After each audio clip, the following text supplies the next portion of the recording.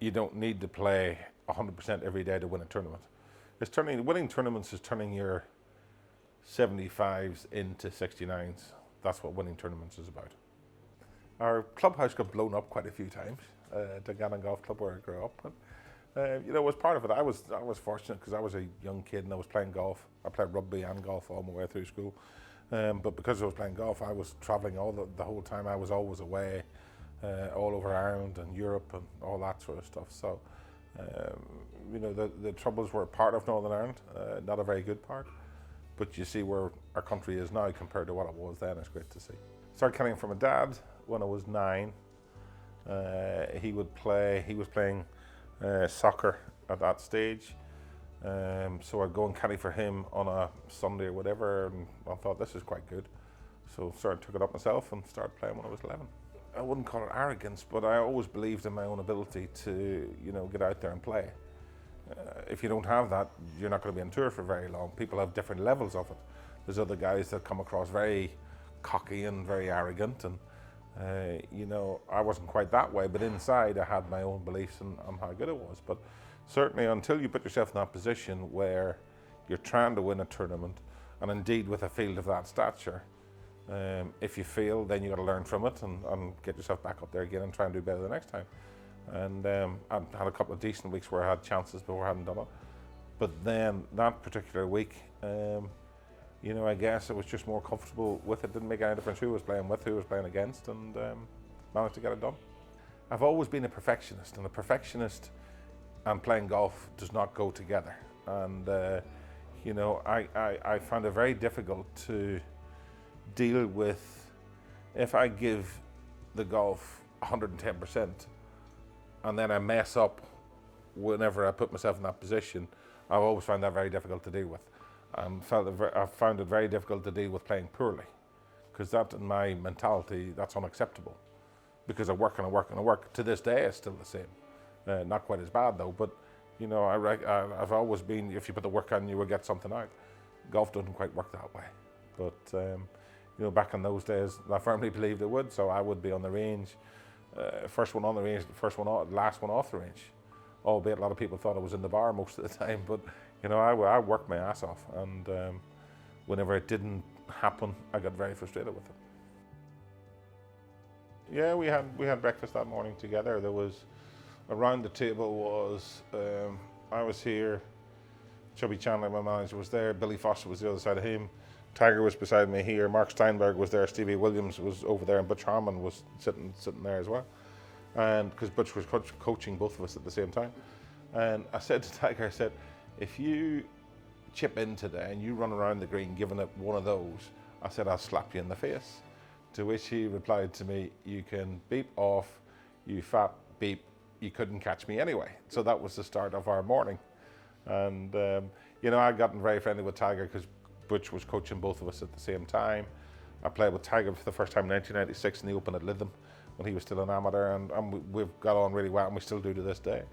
And the golf that he played that year was just off the charts good, and I just got him on a bad day. He had a day where he was just a little bit off, he was struggling, and I played nicely, and I was lucky that day that he didn't play the way that he was going to go on and play that year, or indeed the year before. So he had a bad day, I had a good day.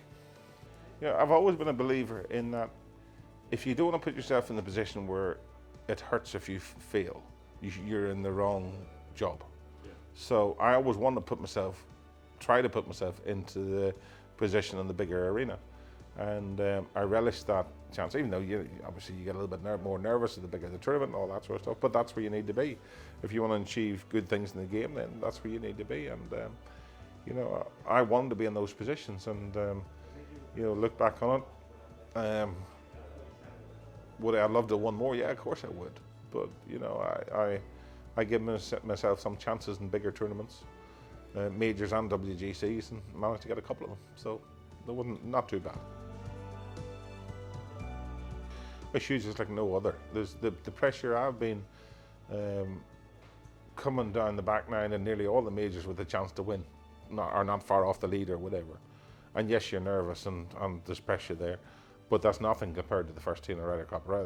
That's individual stuff. is easy compared to the Ryder Cup. The Ryder Cup, all of a sudden, you're playing for 11 other guys. They're guys you're trying to beat on a weekly basis. Never mind the opposition team. But all of a sudden, those guys are your best mates, your best buddies. You're trying to win for them, and that puts a whole different level of pressure on it. But the Ryder Cup's sensational. I mean, it's just off the charts good. My late wife told me on her deathbed about 3 days before she passed away. She said, "If Wizzy asked you to play, you play in that Ryder Cup there, and I want you to play." And things transpired. Wizzy asked me, and I played. And like everybody else, Wizzy could have been in for a lot of criticism if I had played poorly that week. But we had a conversation when he called me. He said, do you think you're going to be okay for this? And I said, well, Wizzy, I'll do my best for you, and I think I will. And as it transpired, I played not bad the whole week, and we won. And looking back on it, Wizzy was very brave to pick me, and thankfully I repaid him for his trust in me. But was there ever a case of not going to play? No, not when he had asked me. It was what she had wanted me to do and what I wanted to do.